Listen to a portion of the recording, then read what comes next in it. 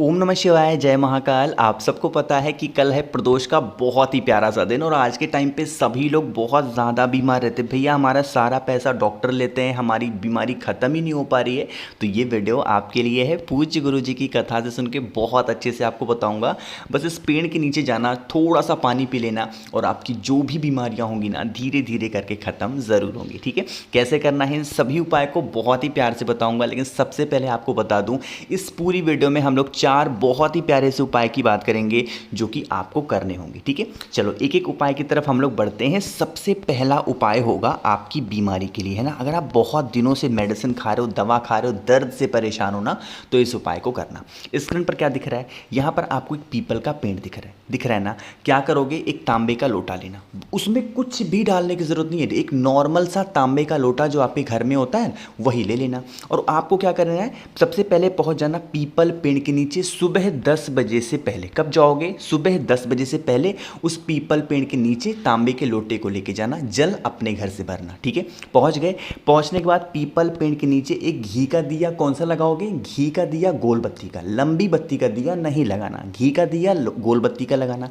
आपको कम से कम 2 से 3 परिक्रमा कर लेना। 7 कर लो तो बहुत अच्छी बात है, लेकिन कम से कम कितनी करोगे, 2 से 3 परिक्रमा जरूर करना या फिर 7 कर लेना। ठीक है, परिक्रमा करने के बाद जो आप एक लोटा जल अपने घर से लेके गए हैं, पिपलेश्वर महादेव, कौन से महादेव, पिपलेश्वर महादेव के नाम से जल को आधा जल, पूरा जल नहीं, आधा जल पीपल पेड़ की जड़ में समर्पित करना। ठीक है, इतना समझ में आया।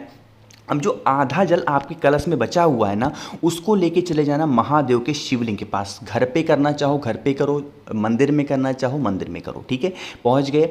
पहुंचने के बाद आधा बचा हुआ जल महादेव के शिवलिंग के ऊपर समर्पित करना, श्री शिवाय नमस्तुभ्यम का स्मरण करते हुए या फिर कुंदकेश्वर महादेव के नाम से समर्पित करना। समर्पित करोगे आधा लोटा जल, तो बहता हुआ जल जलाधारी से नीचे गिरेगा। इस जल को ज़्यादा मात्रा में कोशिश करना कि रोक लेना। ठीक है, लेकिन पहले शिवलिंग पोंछ लेना अच्छे से, वरना जब जल रोकोगे ना उसमें चंदन आ जाएगा, बहुत सारी चीजें आ जाएंगी। जो जल है रोकने के बाद ना, जिस पीपल पेड़ के नीचे आपने वो आधा लोटा जल समर्पित किया था, उसी पीपल पेड़ के नीचे उस बीमार व्यक्ति को लेके चले जाना और हल्का, अब ऐसा नहीं कि 1 गिलास जल आपने रोका है महादेव के शिवलिंग से तो पूरा 1 गिलास पिला दो, नहीं, उसमें से बस 2-4 बूंद बस होठों पे एक आचमन करा लेना, अपनी आंखों पे लगा लेना और आपकी जो भी आपकी बीमारियां होंगी महादेव दूर जरूर करेंगे। ठीक है, बहुत ही आसान सा, बहुत ही प्यारा सा ही उपाय है। आप तो इस उपाय को ज़रूर करिएगा। बहुत सारी बहनें परेशान होंगी, भैया हमारे घर में जो व्यक्ति बीमार है वो नहीं जा सकते पेड़ के पास, तो हम क्या करें। तो उसके लिए परेशान ना हो, जो जल आपने महादेव के शिवलिंग से रोका है थोड़ा सा, आप उसको घर पे ले जाएं, थोड़ा सा आचमन करा दें। बहुत सारे लोग क्या करते हैं, आधा पी लेंगे, पूरा पीना बहुत ज़्यादा नहीं पिया जाता। कोई भी चीज़, मेडिसिन पी रहे हो ना, औषधि पी रहे हो ना, तो अब बहुत ज़्यादा नहीं, बस 2-4 बूंद एक आचमन के तौर पर पी लेना। ठीक है, बात आई समझ में। चलो, पहले उपाय की हमने यहाँ पर बात कर ली है, आगे बढ़ते हैं इस वीडियो के हम लोग दूसरे उपाय की तरफ। देखो कल कौन सा दिन है, कल है गुरुवार का दिन। कौन सा है, कल है गुरुवार का दिन, साथ ही साथ प्रदोष भी पड़ रही है, तो इससे शुभ दिन इस उपाय को करने का हो ही नहीं सकता।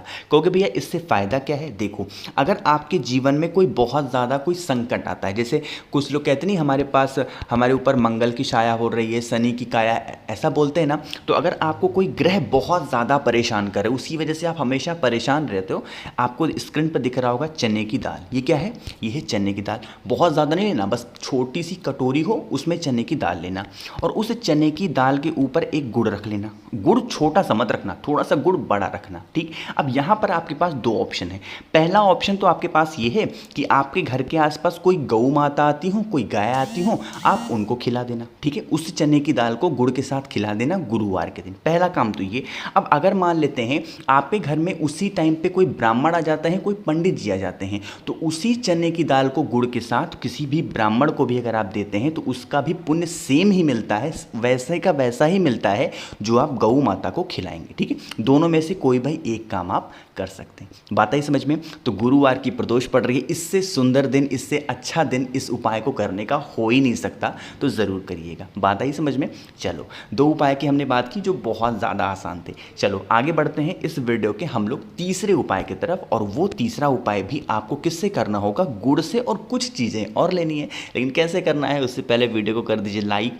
जो भी लोग मेरी आवाज़ पहली बार सुन रहे हैं, चैनल को सब्सक्राइब ज़रूर करिएगा। ठीक है, होगी, लेकिन सबसे पहले ये समझेंगे इस उपाय को करने का बेनिफिट क्या है। सबसे पहला ही बेनिफिट आपका ये है कि अगर आप बहुत दिनों से परेशान हैं, विश पूरी नहीं हो रही है, गुरुजी अपनी कथा में जब भी प्रदोष आता है इस उपाय के बारे में हमेशा बताते हैं ना। देखो स्क्रीन पर आपको दिख रहा होगा गुड़, दिख रहा है ना।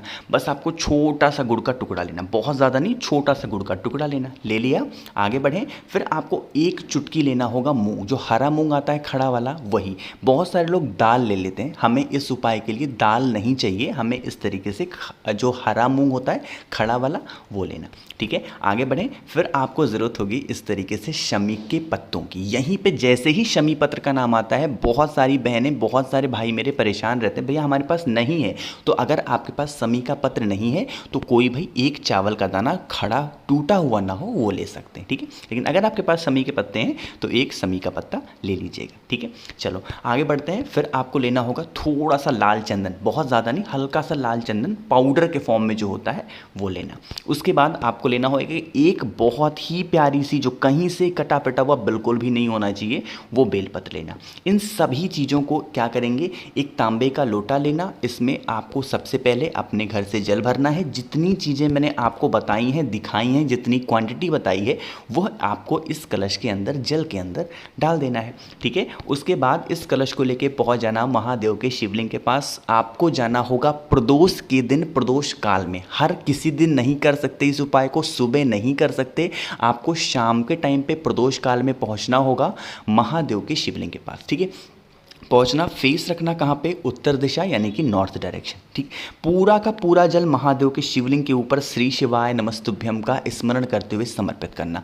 जब जल समर्पित कर रहे हो, उस जल को समर्पित करने से पहले एक घी का दिया गोलबत्ती का, कौन सा, घी का दिया गोलबत्ती का। मैं जब भी जो भी उपाय बताऊं उसमें कहूँ दीपक लगाने के लिए ना लगाऊं, जब भी मंदिर जाओ दीपक ज़रूर लगाओ, पूजन करने से पहले दीपक ज़रूर लगाना चाहिए, ठीक है। तो आप दीपक लगाना, उसके बाद पूरा का पूरा जल महादेव के शिवलिंग के ऊपर समर्पित करना, श्री शिवाय नमस्तुभ्यम का स्मरण करते हुए, ठीक है। जब जल समर्पित करना, महादेव के सामने फिर आकर के खड़े होना, पूछना, उनसे प्रार्थना करना, महादेव हम लोग परेशान हैं, हमारी ये विश है पूरी नहीं हो रही है, हमने बहुत सारे व्रत कर लिए, हमने बहुत सारे उद्यापन कर लिए, फिर भी हमारी इच्छा पूरी नहीं हो रही है, तो आप हमारी इस विश को पूरी ज़रूर करिएगा। 3 से 4 प्रदोष जो भी व्यक्ति इस उपाय को करता है उसे कोई व्रत करने की ज़रूरत नहीं पड़ती, सारी इच्छाएँ, सारे उसके जो भी कष्ट होते हैं दूर होते हैं, इच्छाएं पूरी ज़रूर होती हैं, ठीक है। तो करिएगा इस उपाय को, महादेव आप सभी की जो भी विश होंगी, जो भी इच्छा होगी पूरी ज़रूर करेंगे, ठीक। चलो 3 उपाय की हमने यहाँ पर बात की, आगे बढ़ते हैं इस वीडियो के हम लोग चौथे उपाय यानी कि आखिरी उपाय। अब ये आखिरी उपाय आपको किससे करना होगा समझिएगा। देखो बहुत ज़्यादा आसान है ये, स्क्रीन पर आपको दिख रहा होगा बेलपत्र, लेकिन उससे पहले समझो क्या इससे फ़ायदा होगा। इससे भी आपको एक ही फ़ायदा है कि अगर आपकी इच्छा पूरी नहीं हो रही है तो क्या करना है। देखो आपको लेना होगा इस तरीके से मात्र एक बेलपत्र, ज़्यादा इस उपाय को करने के लिए बेलपत्र नहीं चाहिए, एक बेलपत्र जो बहुत ही प्यारी सी हो, ले लिया। अब उस एक बेलपत्र के साथ हमें लेना होगा तांबे का लोटा। इस तांबे के लोटे में जल भरना कहाँ से, अपने घर से। ये वीडियो अभी मैंने 3 से 4 दिन पहले ही बताई थी, लेकिन प्रदोष का दिन आ गया है तो इस उपाय को तो ज़रूर करिएगा, ये मेरी आपसे पर्सनल रिक्वेस्ट है, ठीक है। जल भर लिया और एक बेलपत्र ले लिया। बेलपत्र को कलश में नहीं डालेंगे, लेके पहुंच जाएंगे महादेव के शिवलिंग के पास। जो महादेव का शिवलिंग होता है उस पर महादेव का पूरा परिवार विराजमान है, पता है ना आपको। तो ये जो जगह आपको दिख रही है ये है माता अशोक सुंदरी का स्थान। जो एक बेलपत्र है वह आप माता अशोक सुंदरी के स्थान पर समर्पित करना, ठीक है। रख दिया। अब क्या करोगे, यहाँ पर रखने के बाद आपको यहीं पे छोड़ नहीं देना है, बस आपको रखना, अपनी मनोकामना कहना, हाथ उस बेलपत्र पे लगाए रखना। उसके बाद उसी बेलपत्र को उठा करके महादेव के शिवलिंग के ऊपर समर्पित कर देना। लेकिन जब आप माता अशोक सुंदरी के स्थान पे समर्पित करोगे तो सीधा रखोगे, लेकिन हम जब रखते हैं महादेव के शिवलिंग के ऊपर तो कैसे रखते हैं, उल्टा रखा जाता है। डंडी होती है माता अशोक सुंदरी की तरफ और पत्ती का भाग होता है वो होता है आपकी तरफ, ठीक है। खड़े होना, उत्तर की दिशा आपकी तरफ होनी, मतलब उत्तर की दिशा की तरफ आप अपना फेस रखना और महादेव के शिवलिंग के ऊपर उसी बेलपत्र के ऊपर श्री शिवाय नमस्तुभ्यम का स्मरण करते हुए जल को समर्पित कर देना, ठीक है। जल समर्पित करना, महादेव से अपनी प्रार्थना करना, महादेव हमारी ये इच्छा है पूरी नहीं हो रही, हम लोग बहुत परेशान हैं। उनसे तो कहना ही कहना, साथ ही साथ माता अशोक सुंदरी से भी अपनी मनोकामना कह देना, क्योंकि जब महादेव की छोटी पुत्री आकर के महादेव से कोई बात कहेंगी ना तो महादेव उसकी बात ज़रूर मानेंगे, है ना। बात आई समझ में। तो इस उपाय को करिएगा। अब इस उपाय को करने के लिए कोई टाइम नहीं है, सुबह करना चाहो सुबह करो, शाम को करना चाहो तो शाम को भी कर सकते हैं। 4 उपाय इस पूरी वीडियो में मैंने आपको बताए हैं। उम्मीद करता हूँ सारी चीज़ें समझ में ज़रूर आई होंगी। तो वीडियो पसंद आती हो तो लाइक कर दीजिए। कुछ पूछना हो, नहीं समझ में आया, अगर आपको मुझसे फ़ोन पर बातें करनी है तो इंस्टाग्राम पर फॉलो कर लो द नेचुरल प्लैनेट 108 आवाज़। जो भी लोग पहली बार सुन रहे हैं चैनल को सब्सक्राइब करिएगा। ओम नमः शिवाय, जय महाकाल।